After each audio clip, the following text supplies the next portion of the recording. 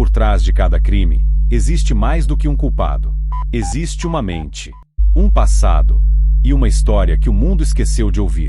No Mente Criminosa BR, a gente não mostra só o que aconteceu. A gente revela o que levou alguém a cruzar a linha.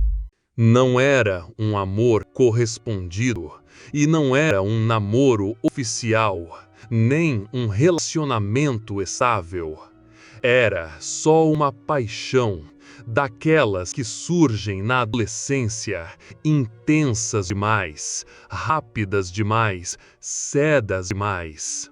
Natália tinha 17 anos, era bonita, inteligente e completamente obcecada por um rapaz da escola. Ele sorria para ela, às vezes puxava a conversa, outras vezes ignorava completamente. Esse vai e vem emocional virou um vício. Ela começou a segui-lo nas redes, a observar com quem ele falava, a reagir quando ele postava, a se magoar quando ele não respondia. Mas tudo mudou quando apareceu outra. Uma colega da mesma escola, bonita, segura de si, espontânea. Em pouco tempo, ela passou a caminhar ao lado dele, a rir alto demais nos corredores, a postar fotos que faziam Natália ferver por dentro. O que era paixão virou inveja, e a inveja virou ódio. Natália começou a stalkear a rival, baixou apps de rastreamento, criou contas falsas, passou a imprimir fotos, anotar horários, catalogar cada sorriso, cada toque, cada emoji. Até que um dia ela não aguentou mais. Tomou uma decisão fria, calma, planejada. Chamou a garota para conversar atrás da escola, disse que queria esclarecer as coisas, e lá, sem gritar, sem discutir, tirou uma faca da mochila e acertou com precisão no abdômen. A vítima caiu sem entender, olhou nos olhos de Natália e só viu calma, tranquilidade, como se aquilo fosse apenas mais uma tarefa do dia. E assim começa o 5º episódio, com uma história de amor que nunca foi amor e terminou em morte. Na delegacia, Natália foi recebida em silêncio. Não gritou, não chorou, não pediu perdão. Ela apenas contou o que fez, como fez e por quê. Disse que a garota precisava sair do caminho, que era um obstáculo, uma pedra que precisava ser removida. E disse isso com a serenidade de quem entrega uma tarefa concluída. O delegado ficou em choque. Os policiais comentavam nos bastidores. Ela parecia mais aliviada do que assustada. Os exames psiquiátricos revelaram algo ainda mais assustador. Natália não apresentava transtornos severos, não era delirante nem impulsiva, tinha plena consciência do que havia feito.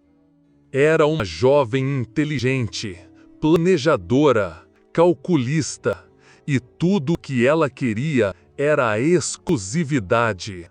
Ela não suportava a ideia de dividir, de ser apenas mais uma, de não ser suficiente. O que estava em jogo não era o rapaz, mas o que ele representava. Ser escolhida por ele era como validar sua existência. Ser ignorada era como ser apagada do mundo. Essa lógica perversa em que o afeto vira competição e o amor se transforma em campo de batalha é mais comum do que se imagina. Quantas histórias não começam assim, com ciúmes velado, com mensagens indiretas, com comparações constantes? Natália só levou ao extremo algo que muitos romantizam, a ideia de que quem ama controla, de que o ciúme é prova de afeto, de que ser rejeitado é insuportável. Neste bloco, vemos a anatomia de uma obsessão disfarçada de romance. E a linha entre amor e posse, mais uma vez, se mostra perigosa demais. Na escola, o clima era de luto e perplexidade. Ninguém imaginava que Natália fosse capaz. Ela era discreta, educada, uma aluna nota 8. Nunca havia se envolvido em brigas nem em boatos. Mas, depois do crime, tudo começou a fazer sentido, ou pelo menos a parecer diferente. Colegas lembraram de frases soltas, mensagens obsessivas, olhares longos demais e silêncios carregados. A rival, a garota que morreu, também era muito querida. A tragédia dividiu a escola. Quem defendia a Natália dizia que ela estava doente. Quem a odiava queria punição máxima. Os pais passaram a prestar mais atenção nos filhos. Os professores começaram a reparar nos silêncios entre as aulas, nos grupos isolados no pátio, nas mensagens trocadas durante a aula. A psicóloga da escola foi chamada com urgência e ela foi clara. O problema não era só a tragédia, era o ambiente que a permitiu acontecer. Uma cultura de competição entre meninas, de validação baseada em aparência, de rivalidade incentivada indiretamente por curtidas e comparações. As redes sociais não matam, mas alimentam, potencializam, aceleram. Natália era mais uma jovem tentando ser notada, tentando ser amada, tentando se encaixar num padrão que esmaga quem não se sente especial. Ela não foi possuída por um impulso, foi treinada por um sistema. Um sistema que normaliza o controle, glorifica o drama e transforma a rejeição em sentença de morte. O julgamento de Natália atraiu câmeras, atraiu manchetes, atraiu olhares sedentos por explicação. Mas o que se viu ali não foi uma vilã clássica, nem uma jovem em surto, mas uma garota comum que cometeu um ato brutal.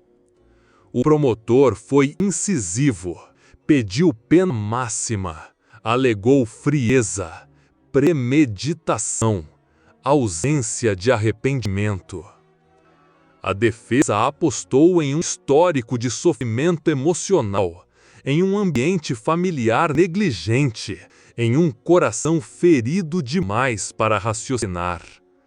Mas Natália permaneceu em silêncio, com o olhar fixo, como se ainda estivesse presa naquele momento atrás da escola. A imprensa explorou o caso até o limite, refez o trajeto, entrevistou colegas, revelou prints, mensagens de texto, vídeos antigos. As redes sociais viraram tribunal. Alguns a chamavam de monstro, outros de vítima do sistema. Mas a verdade é que Natália era as duas coisas, produto de uma cultura doentia e agente de uma tragédia. Durante o julgamento, foi exibido um vídeo em que ela sorria ao lado da vítima, antes de tudo acontecer. O contraste foi brutal, o choque inevitável. E é nesse ponto que a realidade parece ficção, porque o ser humano é capaz de sorrir antes de ferir, de parecer doce antes de destruir. Natália foi condenada, mas não só pela justiça, foi condenada pela opinião pública, pela internet, pelas ruas. E mesmo depois da sentença, a pergunta permaneceu: ela sabia o que estava fazendo Ou apenas fez o que o mundo ensinou que era necessário para se sentir amada? A história de Natália não é sobre amor, é sobre ausência. Não é sobre ciúme, é sobre medo de não existir para o outro. Ela não matou por raiva, matou por vazio. Um vazio que nem 1000 curtidas preencheriam. E esse vazio está em muitos lugares. Está nos adolescentes que vivem em função de notificações, nos que confundem like com afeto, nos que acham que só merecem amor se forem escolhidos por alguém. A tragédia que terminou com uma vida ceifada começou com uma adolescente tentando ser vista. E se quisermos evitar novos casos, precisamos falar disso. Falar do peso que colocamos nos relacionamentos, da ilusão de que só seremos completos se formos o centro da vida de alguém. Natália foi punida, mas quantas outras Natálias estão por aí, escondidas atrás de filtros, de sorrisos ensaiados, de perfis perfeitos? Essa história é um lembrete de que o amor, quando vira obsessão, é capaz de destruir tudo, inclusive quem o sente. E por fim, se essa história mexeu com você, saiba que há muitas outras por aqui. Casos reais, mentes sombrias e perguntas que nem sempre têm respostas, mas que merecem ser feitas. Explore o canal, escolha o próximo episódio e continue essa jornada com a gente. Ah, e se você quer apoiar esse projeto e não perder nenhum conteúdo, clique em inscrever-se. Isso faz toda a diferença. Depois do crime, Natália passou dias em silêncio. Não pediu perdão, não justificou, não se defendeu.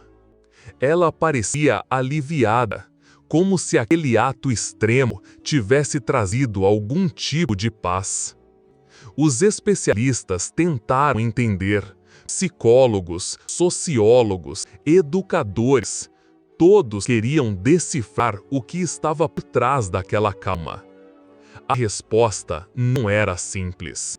Natália cresceu ouvindo que precisava ser especial, que o amor era uma conquista, que felicidade era sinônimo de ser desejada. E ela acreditou. A cada rejeição, a cada visualização ignorada, a cada emoji trocado por outro, seu mundo desmoronava um pouco. Ela não queria matar, ela queria vencer, queria provar que era a escolhida, que valia mais do que a outra, que não seria esquecida. E foi isso que a motivou. O desejo de exclusividade virou uma obsessão silenciosa, alimentada por músicas românticas demais, filmes tóxicos demais e redes sociais que vendem um amor que não existe. Natália não era um monstro, era um espelho, um reflexo distorcido daquilo que a sociedade cultiva em silêncio. E é por isso que esse caso nos incomoda tanto, porque revela o quanto o amor mal compreendido pode se tornar uma arma. Enquanto o caso esfriava nas manchetes, a escola de Natália tentava voltar à rotina. Mas nada era igual. O pátio estava mais silencioso, os sorrisos mais curtos, os olhares mais desconfiados. A mãe da vítima apareceu numa entrevista e disse algo que ecoou em milhares de lares. Ela disse que o que matou sua filha não foi a faca, foi o silêncio, foi a ausência de diálogo, foi a normalização da competição entre meninas. E ela estava certa. Quantas vezes incentivamos a comparação?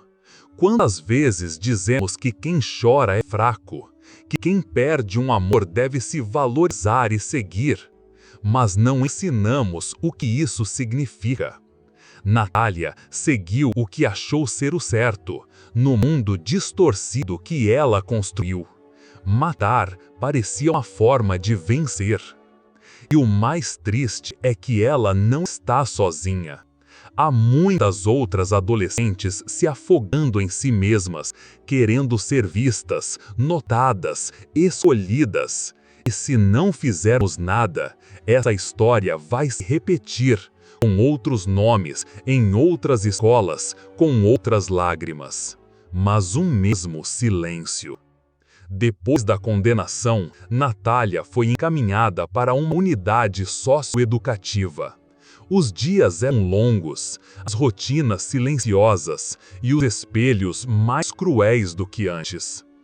Ali dentro, ela não era especial, não era escolhida, não era notada.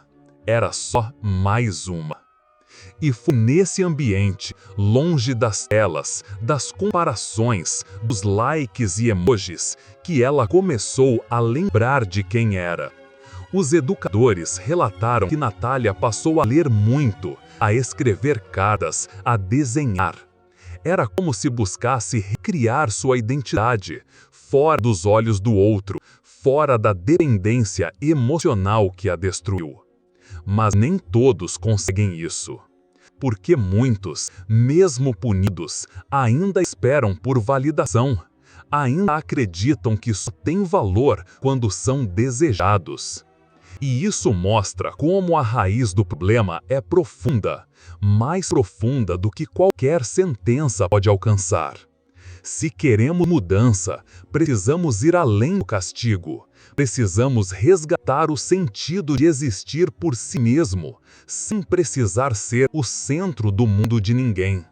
Só assim, histórias como a de Natália deixarão de ser repetidas e passarão a ser lembradas apenas como alertas e não como previsões. E você, que está assistindo este episódio agora, pare e pense. Quantas vezes já sentiu que precisava da atenção de alguém para se sentir vivo? Quantas vezes acreditou que só teria valor se fosse desejado, elogiado, escolhido? Essas perguntas podem parecer simples, mas elas revelam feridas que muita gente carrega em silêncio. Porque vivemos em um mundo que ensina a buscar o olhar do outro, mas esquece de ensinar a olhar para dentro. E quando esse vazio não é preenchido com presença, com afeto real, com pertencimento saudável, ele pode transbordar. Pode virar raiva, obsessão, violência. Natália foi só um nome entre tantos, mas a dor que ela carregava, essa dor, é muito mais comum do que parece.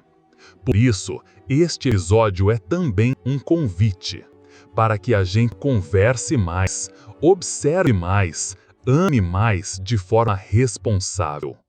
Para que histórias como essa fiquem apenas na memória e nunca mais virem manchetes.